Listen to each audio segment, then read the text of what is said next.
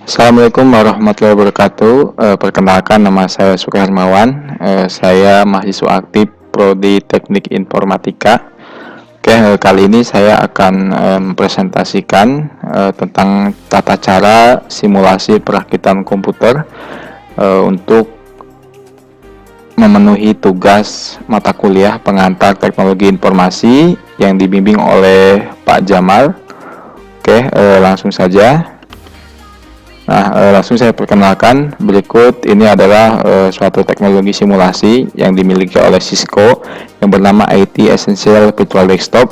Jadi di sini kita bisa melakukan simulasi perakitan komputer tanpa harus menggunakan perangkat hardware yang asli.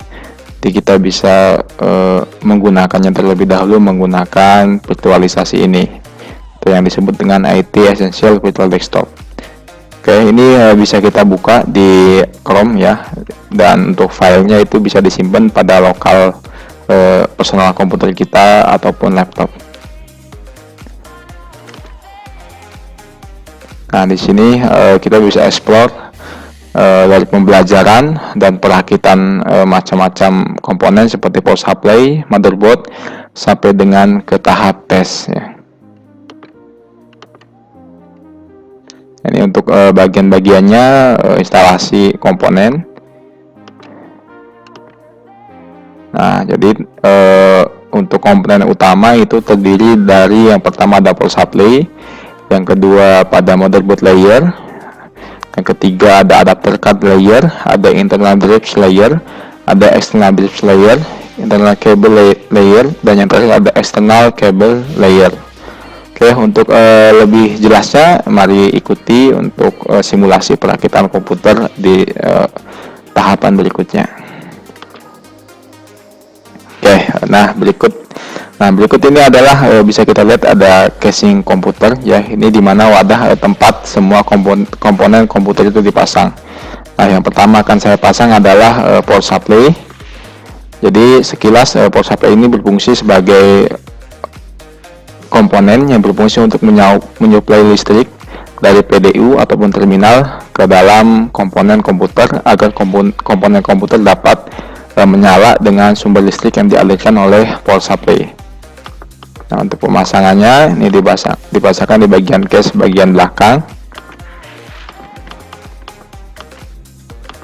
Nah, berikut ini. Lalu kita pasangkan skrunya atau bautnya di 4 sisi. Untuk tahapan pemasangan power supply sudah selesai. Selanjutnya kita ke bagian pemasangan komponen di motherboard ya. Kita bisa pilih menu di sebelah kiri. Nah, sebelumnya saya jelaskan, motherboard ini adalah papan sirkuit tempat dipasangnya hampir keseluruhan komponen inti pada komputer. Ini bisa meliputi ada memori, ada CPU, ada NOT bridge, ada slot VCI, ada juga back panel, dan segala macam komponen-komponen lainnya yang dipasang di dalam komputer.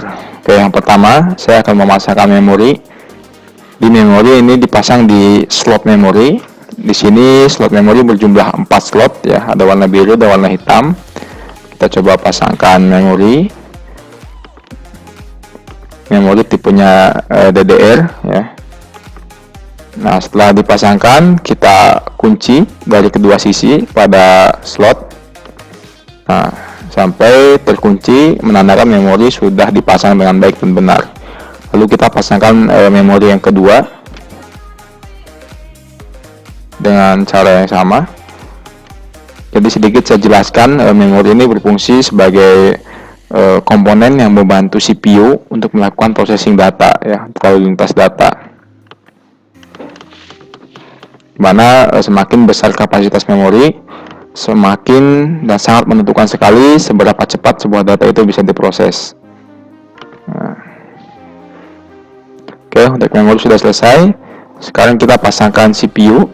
Nah, untuk CPU kita pasangkan pada soket CPU. Ini untuk tipenya sendiri yang kita simulasikan, ini tipe LGA ya. Jadi patokannya kita luruskan kedua sisinya yang memiliki bolongan sedikit ya, kita pasangkan pada soketnya. Nah, setelah itu kita tutup penutup soketnya, lalu kita kunci ya. Nah, setelah pemasangan CPU, sekarang kita pasangkan thermal compound. Ini yang berfungsi untuk pendingin, penghubung antara heatsink dengan CPU agar panas dalam CPU itu bisa dibuang keluar dengan maksimal gitu. Nah, selanjutnya kita pasangkan heatsink.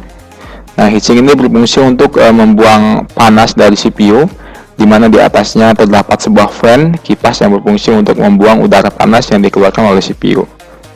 Kita pasangkan, lalu masukkan keempat kuncinya ke dalam motherboard, lalu kita pasangkan konektor powernya si heatsink di dalam slot power motherboard ya.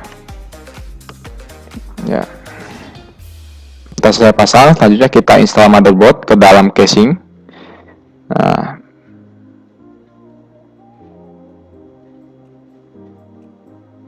berikut casing komputer yang tadi sudah kita pasang power supply.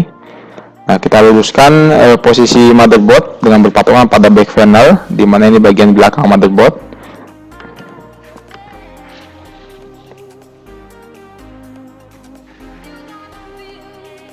Lalu kita pasangkan skrunya. Ini berjumlah ada 1, 2, 3, 4, 5, 6, 7, 8, 9, 10, 11 skru ya di segala sisi. Untuk pemasangan komponen motherboard dan juga pemasangan motherboard pada casing komputer sudah selesai dilakukan.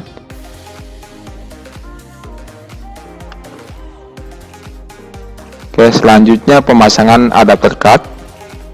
Nama saya Ika Jayaksuma. Selanjutnya bagian pemasangan adapter card yang berfungsi sebagai interkoneksi untuk jaringan network. Kita pasangkan NIC card terlebih dahulu. Semua ini bersifat opsional.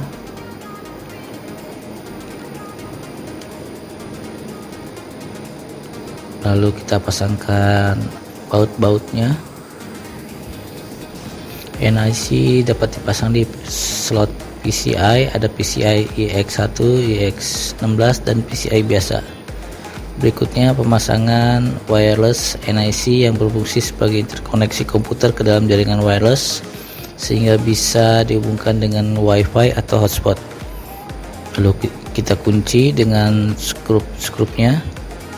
Card ini juga dapat dipasang di slot PCI X1 atau X16.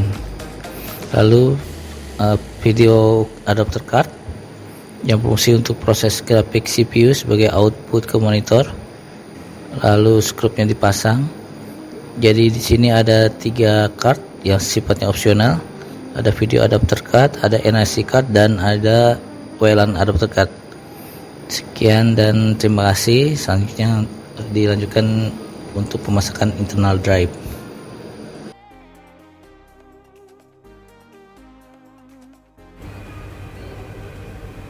Penyimpanan internal drive. Jadi ini adalah hard disk yang berfungsi sebagai penyimpanan data komputer.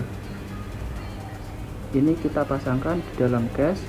Untuk tipe-tipenya, tipe SATA dipasangkan dari dalam, kemudian pasangkan baut atau skrunya keempat sisinya, dari sisi kiri dan ini sisi kanan. Jadi untuk internet drive sendiri ini adalah sebuah external drive bus adalah penyimpanan yang dipasang bagian luar komputer. Pertama ada optical drive. Ini berfungsi sebagai media untuk membaca CD ataupun DVD. Kita pasangkan dari luar, lalu pasangkan skrupnya dari kedua sisi. Berikutnya pemasangan floppy disk. Drive ini adalah teknologi penyimpanan lama, di mana era sekarang sudah tidak digunakan lagi karena sudah digantikan hard disk ataupun SSD. Nah, kita pasangkan dari bagian depan sama dengan optical drive. Kita masukkan dan dorong ke belakang, lalu kita pasang skrup di kedua sisi. Total 4 skrup dan pemasangan external drive sudah selesai dilakukan.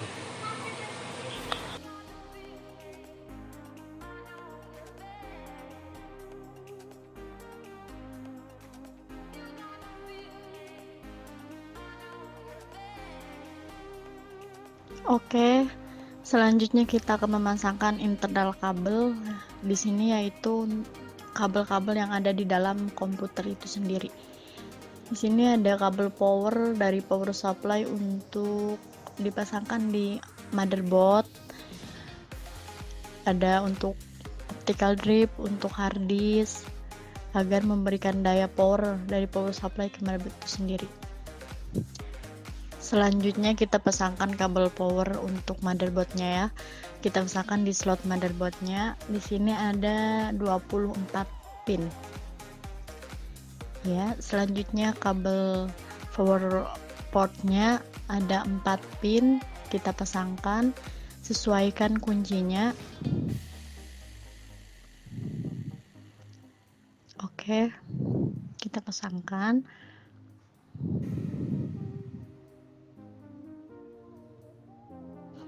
Selanjutnya kita pasangkan kabel power untuk pen.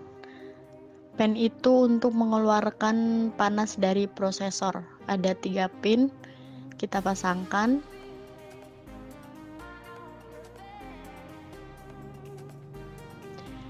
Selanjutnya kabel power untuk optical drip. Nah, kita pasangkan di optical drip. Selanjutnya kita pasangkan untuk floppy disknya. Di sini ada 4 pin. Untuk floppy disk kita pasangkan kabel powernya. Selanjutnya untuk hard disk. Di sini kita pakai yang tipe SATA. Jadi bentuknya letter L ya. Untuk kabelnya kita pasangkan. Sudah, kabel power sudah dipasangkan semua di komponen motherboardnya. Selanjutnya kita akan pemasangan kabel data. Di sini kabel datanya berbentuk pata, yaitu bentuknya lebar dan tipis. Nah, kita pasangkan di motherboard. Selanjutnya kita pasangkan untuk di optical drip agar bisa nge-read data ya. Ini gunanya, sesuaikan pinnya. Selanjutnya kabel data untuk di floppy disk. Nah, sesuaikan pinnya ya. Kita pasangkan yang di motherboard. Selanjutnya kita pasangkan yang di floppy disknya. Ya, sesuaikan agar terpasang dengan benar. Nah, selanjutnya kita pasangkan kabel data untuk hard disk. Di sini tipenya tipe kabel datanya SATA berbentuk letter L. Kita pasangkan yang di motherboard, oke.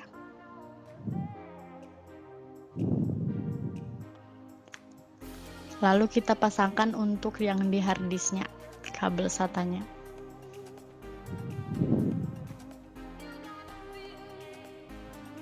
Oke, kita pasangkan. Oke. Pemasangan eksternal kabel. Yang pertama, kita tutup dulu untuk case dari komputernya. Kita tutup dari kedua sisi, lalu kita pasangkan panel screw di kedua sisi juga. Nah, sekarang kita lanjut pemasangan eksternal kabel. Jadi eksternal kabel ini yang dipasangkan di back panel untuk komunikasi komputer keluar, meliputi kabel data monitor, keyboard, mouse, USB, termasuk juga kabel power untuk PDU dan kabel-kabel lainnya yang sifatnya di luar casing komputer. Yang pertama kita pasang monitor kabel. Ini dipasangkan di graphic card, lalu kita kunci dari kedua sisi dengan putaran. Berikutnya kita pasang untuk keyboardnya. Ini keyboard bertipe PSU, tipe yang sangat lama. Dan sekarang kebanyakan keyboard menggunakan USB. Untuk PS2 kita pasangkan pinnya pada konektor dan juga pada portnya. Kita tarik. Dia ada untuk mouse. Ini identik berwarna hijau. Jadi untuk membedakan port PS2 dan keyboard dibedakan dari segi warna, yang ungu untuk keyboard, yang hijau untuk mouse. Berikutnya pemasangan USB. USB kabel ini bisa USB ke keyboard ataupun perangkat lainnya yang menggunakan kabel USB. Kita pasangkan di port USB bagian belakang komputer.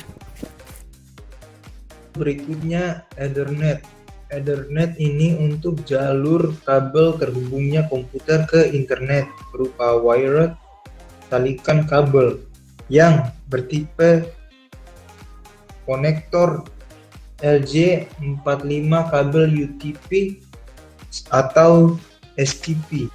Berikutnya wireless antena yang berfungsi mendeteksi atau terhubung ke jaringan wireless yang ada pada sekitar tempat komputer. Yang terakhir, kita pasangkan kabel power on ini yang berfungsi untuk suplai listrik antara PDU dengan power supply pada komputer. Nah, semua kabel sudah terpasang dan perakitan komputer sudah selesai kita lakukan. Nah, ini berikutnya adalah bentuk dari testing komputer dengan hasil power on yang menandakan bahwa semua komponen sudah terpasang dengan baik.